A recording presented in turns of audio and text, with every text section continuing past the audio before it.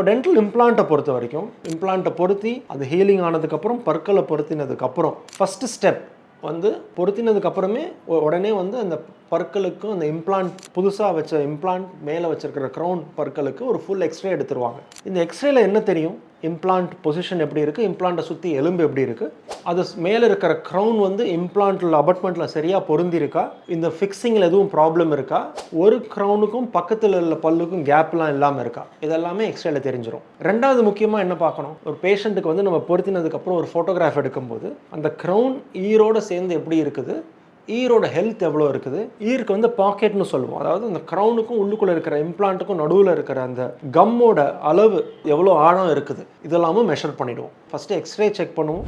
எக்ஸ்ரேயில் வந்து எவ்வளோ அது அபட்மெண்ட்டோட சரியாக பொருந்திருக்குதா, எலும்பு லெவல் எப்படி இருக்குது, பக்கத்து பற்களோடு சேர்ந்து எப்படி இருக்குது, நெக்ஸ்ட்டு ஈரோட பொசிஷன் எப்படி இருக்குது, ஈரோட கலர் எப்படி இருக்குது, அந்த பாக்கெட் டெப்த் எவ்வளோ இருக்குன்னு மெஷர் பண்ணிடுவோம். இது ரெண்டும் பேஸ் லைன் வேல்யூ.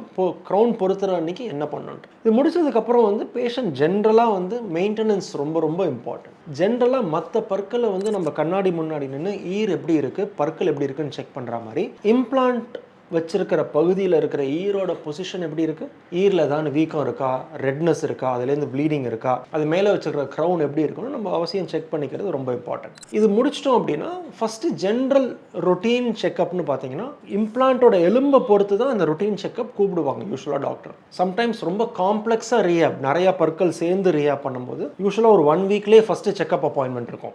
இந்த 1 வீக் செக்அப் அப்பாயின்மெண்ட்டில் என்ன யூஸ்வலாக பார்ப்போம்னா பைட், பேஷண்ட்டோட பைட் எப்படி இருக்குது, அந்த மேல் பல்லு கீழ்ப்பல்லும் சேரும்போது இம்ப்ளான்ட்ல என்ன மாதிரி செய்கிறது, சொந்த பற்கள் என்ன மாதிரி செய்கிறது, அதுக்கு உண்டான அட்ஜஸ்ட்மெண்ட் தேவையா, என்ன மாதிரி பைட் இருக்குது, ஃபர்ஸ்ட் விசிட்டில் செக் பண்ணுற மாதிரி செகண்ட் அந்த செக்அப் விசிட்டில் ரீவிசிட் பண்ணுவோம். இது மாதிரி காம்ப்ளெக்ஸ் ரீஆப் பண்ணனா இந்த செக்அப் விசிட் யூஸ்வலாக ஃபர்ஸ்ட் விசிட்லேயே முடிஞ்சிடும். ஃபர்ஸ்ட் அப்பாயின்மெண்ட் எய்தர் 3 monthsல இருக்கும், 6 monthsல இருக்கும். அது என்ன மாதிரி இம்ப்ளான்ட், என்ன மாதிரி க்ரௌன், எலும்பு எவ்வளோ இருக்குது, எவ்வளோ சப்போர்ட் பொறுத்து தான் 3 months 6 months தான் இருக்கும். So either 3rd or 6th month தான் ஃபர்ஸ்ட் ரிவ்யூ அப்பாயின்மெண்ட் இருக்கும். இது யூஸ்வலாக அந்த பைட் இருக்கு இல்லையா, மேல் தாடை கீழ்த்தாடை எப்படி சேர்றது, இந்த பைட் செட்டில் ஆகி அந்த இம்ப்ளான்ட்ல வந்து ஃபோர்ஸ் அதிகமாக இருக்கிறதுக்கான வாய்ப்பு இருக்குது. இந்த ஃபோர்ஸ் அதிகமாக இருக்குது அப்படின்னா அதுக்கு உண்டான அக்ளூசல் அட்ஜஸ்ட்மெண்ட்ஸ் பண்ண வேண்டியது ரொம்ப முக்கியம். சம்டைம்ஸ் பேஷண்ட்டுக்கு வந்து ஃபஸ்ட்டே நைட் கார்டு கொடுத்துருவோம், ராத்திரி தூங்கும்போது போட்டுக்கிறதுக்கு நைட் கார்டு கொடுத்துருவோம். அதை யூஸ் பண்ணுறாங்களா இல்லையா, அதை கரெக்டாக எவாலுவேட் பண்ணி கரெக்டாக யூஸ் பண்ணுறாங்களான்னு செக் பண்ணுவோம். ஸோ 3rd or 6th monthல் இதுதான் இம்பார்ட்டன்ட். ஒன்ஸ் இது எல்லாமே பர்ஃபெக்டாக இருக்குது, ப்ராப்ளம் இல்லைன்னா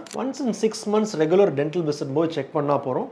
இம்ப்ளான்ட் ஸ்பெசிஃபிக்காக மோர் எக்ஸ்ரே எடுத்து பார்க்குறதுக்கு ஒன்ஸ் a year எக்ஸ்ரே எடுத்து பார்த்தாலும் போகிறோம். எவ்ரி 6 months எடுக்கணும்னு அவசியம் கிடையாது. ஸோ ஃபஸ்ட்டு செக்அப் ரொம்ப இம்பார்ட்டன்ட். பண்ணும்போது ஃபஸ்ட் வீக்லேயே செக்அப் தேவையா, 3rd and 6th month, and after that every year checkup பார்த்தா போகிறோம்.